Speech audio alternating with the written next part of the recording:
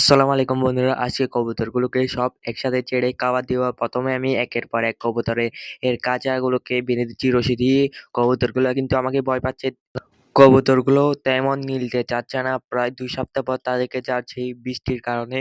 এখানে অনেক পরিমাণ বৃষ্টি হয়েছে, সেজন্য বর্তমানে আমরা এখন সরিষা বেছে দিচ্ছি, কারণ এখন শীতকাল, সেজন্য কবুতরকে সরিষা দিলে কবুতরের শরীর গরম থাকে অনেক।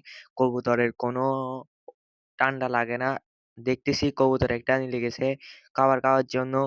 তাদের খিদে লেগেছে, দেখতেছেন আপনারা, দেখতে অনেক ভালো লাগতেছে। অন্য কবুতরগুলো কাঁচা থেকে নিরার জন্য চটপট করতেছে, আপনারা দেখতেই পাচ্ছেন। আপনারা কেউ রেসার কবুতরের বাচ্চা বিক্রি করলে আপনারা আমাদেরকে জানাবেন। কবুতরগুলো একের পর এক ছেড়ে দিলাম।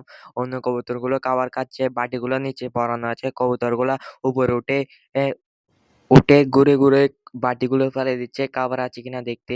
দেখতে দেখতে কবুতর সবগুলো নিয়ে লেগেছে খাবার খাওয়ার জন্য। সবাই দোয়া করুন। আসসালামু আলাইকুম।